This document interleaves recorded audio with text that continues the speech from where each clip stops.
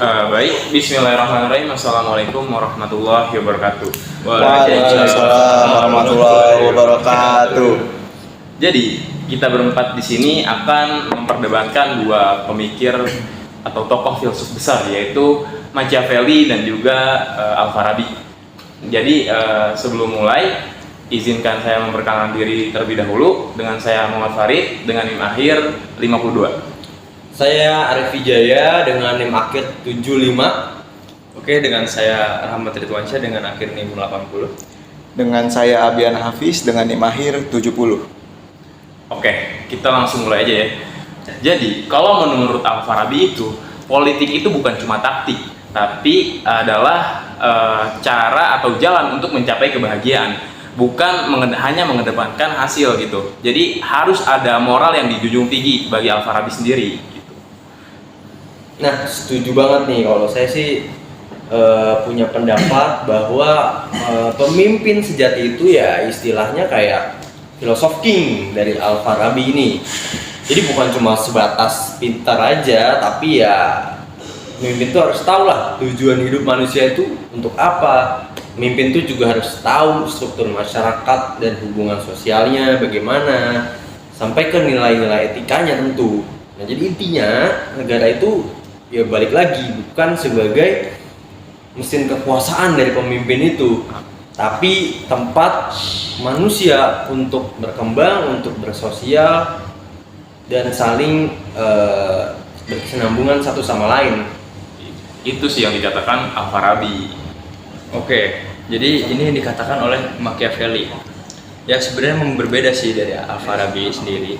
Dia itu mengatakan bahwa ya dunia politik itu harus keras gitu, penuh dengan perjuangan, atau ya bisa dikatakan ada perjuangan adalah musuh dan juga adanya ambisi dari orang lain. Nah, kalau pemimpin terlalu lembek itu bakal jatuh, bakal diinjak-injak dan lembek, ibarat kata kan gitu. Jadi pemimpin itu harus efektif. Efektif dalam apa sih? Ya sebenarnya moral itu juga penting sih, tapi itu nomor 2. Yang nomor 1 adalah stabilitas negara. Nah, kalau dalam stabilitas negara, kalau negara stabil dan negara juga teratur, ya otomatis pemimpin bakal disegani, dan ya itu yang dimau oleh Machiavelli, seperti itu. Betul, saya setuju sama pendapatnya Mamat tentang Machiavelli. Makanya Machiavelli bilang lebih baik ditakuti daripada dicintai. Bukan berarti harus jahat terus, tapi pemimpin yang cuma ngandelin cinta rakyatnya itu gampang dipermainkan.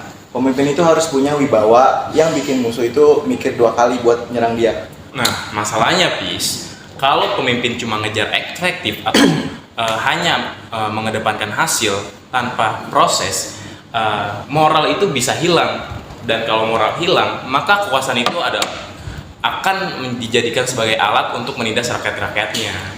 Nah, tapi kalau pemimpin itu terlalu bermoral juga, jadi jadi nggak berani untuk mengambil keputusan gitu. Jadi keputusannya itu tidak konkret, atau ya gimana ya berkata kurang lah gitu. Politik itu bukan tempat ya orang polos, dan politik itu adalah tempat ya harus diselenggarakan dengan murni gitu. Nah, menurut Al-Farabi sendiri, pemimpin yang hanya fokus pada hasil tanpa prinsip itu bahaya. Karena kenapa? Banyak negara otoriter yang awalnya pakai alasan stabilitas, tapi akhirnya sama aja gitu, menindas rakyat. Nah, Al-Farabi itu juga jelas bilang bahwa pemimpin harus menjaga akhlak, bukan untuk gaya-gayaan, tapi supaya negara nggak kehilangan arah gitu. Tapi bentar dulu, kadang realitas itu tidak seindah itu yang dipikirkan. Nah, gini Rid, pemimpin itu yang terlalu mengedepankan moral itu gimana ya, sering banget gitu dicurangi oleh lawannya sendiri. Nah, Machiavelli di sini itu mengajarkan pemimpin itu jangan jadi korban dengan kelicikan-kelicikan itu gitu, dicurangi-curangi seperti itu, nggak bisa gitu. Dunia politik itu bukan buat orang yang mental-mental atau ya ibarat kata orang polos gitu kan. Pemimpin itu harus idealis, yang gimana ya, kalau nggak idealis tuh negara itu akan merugi sendiri dan negara juga nggak akan maju-maju gitu. Gini Mat, Al-Farabi itu bukan seorang yang utopis. Al-Farabi itu ya sadar sama realita itu keras. Ya dia tahulah bahwa nyatanya realita kehidupan itu memang keras, makanya dia tuh bikin yang namanya tuh konsep struktur negaranya, kemudian ada juga fungsi masyarakatnya, dan tentu tujuan dari politiknya itu seperti apa tuh Al-Farabi buat. Nah, Al-Farabi juga menolak pemimpin yang seenaknya. Dalam hal ini mungkin seenaknya yang nginjek moral, kemudian berlaku sewenang-wenang terhadap rakyatnya demi hasil yang cepat. Jadi menurut Al-Farabi, politik tanpa moral itu ya cuman sebatas kekuasaan yang omong kosong sih. Tapi gini, Rit, kalau pemimpin itu terlalu baik, dia itu bisa diserang dari segala arah. Machiavelli itu ngajarin tentang fleksibilitas, kapan harus baik, kapan harus tegas, kapan harus manipulatif. Tapi itu semua demi negara, bukan buat diri dia sendiri. Nah, itu dia. Tapi siapa yang bisa menjamin bahwa manipulasi itu adalah sesuatu yang buat negara gitu, buat kepentingan orang banyak? Nah, kebanyakan berdasarkan historis gitu, manipulasi itu hanya menunjukkan atau berakhir kepada kepentingan kelompok tertentu saja gitu, Pis. Nah, itu justru kecerdikan seorang pemimpin itu ada berletak di situ. Nah, di sini Machiavelli itu ngasih sebuah berkata panduan gitu, supaya pemimpin itu nggak kebabasan dalam mencari citra baiknya, taktik dalam politiknya, dan dia juga punya taring gitu, dan nggak kayak gimana ya, yang saya katakan tadi, lembek gitu. Mana ya? Ya seperti itulah kalau menurut saya. Oke, Mat. Tapi ya kita kilas balik lagi nih soal moral ya. Menurut Al-Farabi, kekuatan moral itu justru bisa bikin pemimpin itu dihormati, bukan ditakuti. Ya, sekali lagi, kekuatan moral itu bisa membuat seorang pemimpin itu dihormati, bukan ditakuti. Itu dua hal yang berbeda, di mana seorang pemimpin yang ditakuti dengan seorang pemimpin yang dihormati. Kalau pemimpin itu hanya ditakuti, ya berarti rakyat itu cuma sebatas tunduk pada pemimpin karena mereka takut, tapi mereka tuh nggak respect sama pemimpinnya. Berbeda cerita dengan pemimpin yang dihormati. Kalau pemimpin itu dihormati, ya rakyat itu tunduk kepada pemimpinnya karena ya mereka tuh respect sama pemimpin mereka. Oh, pemimpin gue nih paham kondisi rakyat tuh kayak gimana, pemimpin gue nih sadar lah sama kondisi sosial di negaranya itu kayak gimana. Ya udah, kita sebagai rakyat kita hormati pemimpin kita karena pemimpin kita juga udah ngasih kebijakan yang tepat untuk kita. Jadi itu satu hal yang berbeda. Pemimpin yang ditakuti dengan pemimpin yang dihormati itu ya dua hal yang berbeda tentu. Saya setuju, Rip. Kalau hormat itu bagus. Tapi coba bayangin kalau orang yang nggak punya kekuatan tapi tiba-tiba minta dihormatin. Tapi rakyat itu pasti nganggapnya bahwa apa sih tiba-tiba dia tuh minta dihormatin, padahal diri dia tuh lemah gitu. Sedangkan dunia nyata itu kompetitif, bukan hanya angan-angan atau dongeng saja. Coba gini deh, kita ambil contoh dari negara-negara modern. Contohnya itu seperti negara-negara Nordik. Ada Norwegia, Finlandia, Denmark, yang gaya kepemimpinannya itu penuh dengan moral, transparan, dan juga fokus kepada kebahagiaan rakyat. Nah, orang itu bisa saling percaya dengan pemimpin yang seperti ini. Negara akan stabil, moralitas publik juga tinggi gitu. Nah, ini nih, negara ini seperti ini adalah negara yang mirip dengan konsepnya si Al-Farabi itu. Cakep banget nih dari Farid nih, udah nyebutin contoh negaranya, udah makin jelas dong kayak gimana gambaran konsep pemimpinan dari Al-Farabi nih. Coba gimana nih, Mat? Tadi kan kita udah banyak debat soal Al-Farabi kan sama Mamat nih, sama Rahmat. Coba gimana, Mat? Pengen denger lagi nih dari Rahmat. Ya sebenarnya dikatakan Al-Farabi juga ada benarnya, tapi jangan lupa juga Machiavelli juga bilang ada juga contoh negara yang tegas gitu, yang berhasil gitu, negara-negara yang berkata dia itu sendiri gitu, otoriter lah berkata. Emang ada, Mat? Ada, salah satu itu negara Singapura. Nah, di kepemimpinan ini kita bahas yang udah lalu lah ya, meskipun pembahasan kita modern, tapi saya sendiri ingin ngutip dari yang udah lama aja, yaitu salah satu pemimpin Singapura yaitu Lee Kuan Yew. Nah, Lee Kuan Yew itu mempunyai kebijakan yang keras gitu. Dia tuh banyak kayak pembatasnya, tapi dia kayak ya pemimpinannya tuh otoriter dan ya kuat lah gitu, dan dia juga ditakuti rakyatnya, tapi ya negaranya tuh memiliki hasil yang luar biasa. Ya kalian lihat sendirilah, Singapura dengan lebih kecil daripada Jakarta aja bisa lebih maju daripada Indonesia, benar nggak? Iya sih benar. Oke, ini menarik nih karena kita ngebahas pemimpin di satu negara yang kecil, yang bahkan lebih kecil daripada Jakarta, Singapura ya. Singapura, kalau kita berbicara Singapura, dan tadi Rahmat nge-highlight pemimpin di Singapura pada zaman dulu itu Lee Kuan Yew ya, Mat, kalau nggak salah ya. Ya, Lee benar, Kuan Lee Yew Kuan tadi Yew. ya. Lee Kuan Yew itu kalau sepengetahuan saya, Lee Kuan Yew itu seorang sosok pemimpin yang ya memang tegas, tapi dia tuh kalau menurut saya tuh Lee Kuan Yew itu bukan seorang Machiavellian penuh sih, nggak Machiavellian banget. Kenapa? Karena dia tuh punya visi dan moral yang kuat. Contohnya kayak tentu anti korupsi di Singapura tuh sangat kuat dari dulu. Terus juga disiplin, tahu sendiri kan di Singapura peraturannya ketat dan disiplin, dan dari semua peraturan itu orientasi untuk apa? Tentu orientasinya untuk kesejahteraan rakyat Singapura. Terbukti kan tadi yang udah Rahmat bilang, negaranya kecil tapi bisa makmur sejahtera gitu, bahkan mungkin GDP-nya bahkan lebih jauh lebih tinggi daripada Indonesia, terutama di Jakarta ya, yang notabene Jakarta tuh kotanya lebih besar dari Singapura. Tapi dia juga nggak manipulatif ya, tentu demi dirinya sendiri, tapi semua itu dilakukan karena untuk membangun negara kecil itu, negara Singapura itu menjadi negara yang maju kayak sekarang kita tahu. Dan itu tentu menurut saya konsepnya itu lebih dekat dengan konsep kepemimpinan dari Al-Farabi itu kalau menurut saya ya. Gimana kalau menurut yang lain? Apis mungkin? Oke, Apis silakan. Jadi intinya gini, Rip, kita tuh lihat hasilnya aja deh. Negara yang pemimpinnya lemah biasanya hasilnya kan gagal. Banyak negara yang demokratis tapi kacau karena pemimpinnya itu ragu-ragu ngambil keputusannya.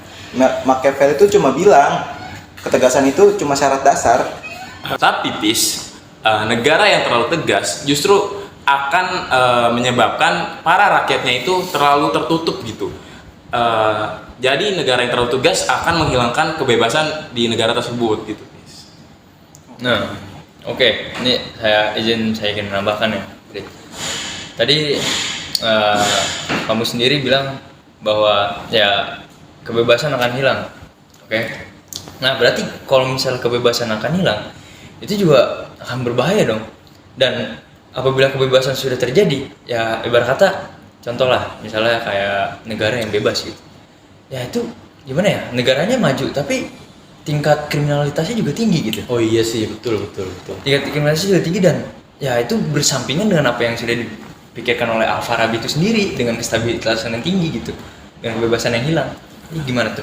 Tapi saya sendiri tetap yakin, karena kalau pemimpin yang nggak punya moral dia itu kan mendapatkan kekuasaan. Nah kalau dia nggak pakai moral dalam mengelola kekuasaan tersebut, nah kekuasaan tersebut ya pasti akan rusak juga gitu. Banyak negara yang jatuh karena korupsi, dan juga banyak problematika lain yang diakibatkan dari pemimpinnya sendiri itu nggak punya moral dalam memimpin.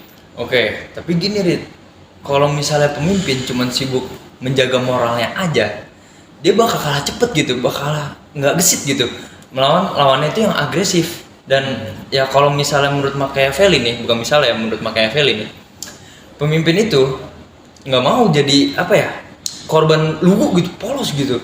Negara itu harus dipimpin sama orang yang gesit, yang sacet lah kalau orang bilang zaman sekarang, bukan orang yang naif, yang lugu, yang polos, nggak tahu politik itu apaan gitu.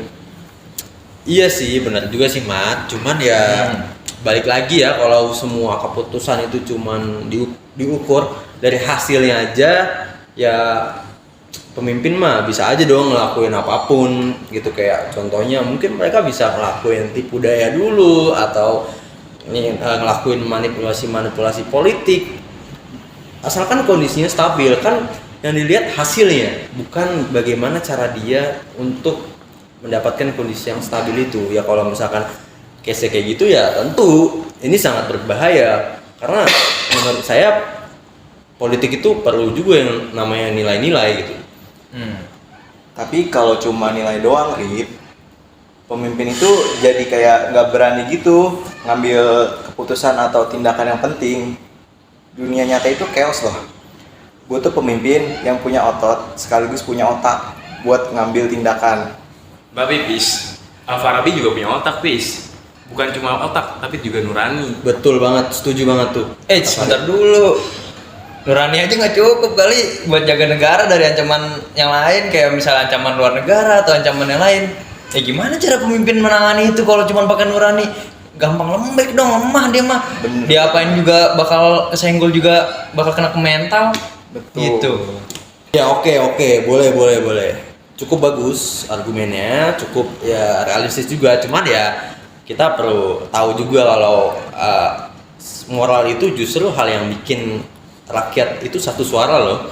Rakyat itu bisa percaya pemimpin yang karakteristiknya itu jauh lebih kuat daripada rakyat yang cuman takut kepada mereka. Kayak yang tadi saya jelaskan, rakyat takut kepada pemimpin itu tentu tidak akan sebagus, tidak akan sebaik rakyat yang menghormati pemimpinnya. Jadi moral itu penting juga. Tapi di sini yang paling efektif itu rakyat sih. Rakyat yang takut kalau salah, tapi hormat kalau pemimpinnya benar. Nah, itu dia yang Dari tadi kita udah debat panjang nih. Coba kita ambil kesimpulan. Mulai dari saya lah. Saya menyimpulkan bahwa Al-Farabi ini ngajarin bahwa politik itu adalah seni untuk membawa manusia pada kebajikan dan juga kebahagiaan. Di mana pemimpin itu adalah ideal untuk menjadi role model dan negara itu adalah fondasi moralnya. Oke. Dan tentu negara ideal itu ya nggak mungkin muncul kalau pemimpinnya itu nggak punya integritas ya. Jadi moral itu seharusnya sih bukan dijadikan sebagai hambatan ya, tapi moral itu seharusnya dijadikan sebagai landasan. Oke.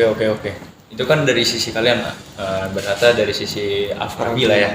Ya. Oke, kalau dari sisi saya nih, Machiavelli itu lebih relevan gitu untuk dunia yang akan datang, atau ibaratnya dunia modern yang penuh dengan apa ya, persaingan dan kayak banyak perlawanan juga. Apalagi dunia zaman sekarang tuh dunia lebih kejam dengan teknologi dan lain-lainnya, dan bisa aja kayak misalnya pemimpin itu disabotase atau gimana dalam seleksi pemimpinannya.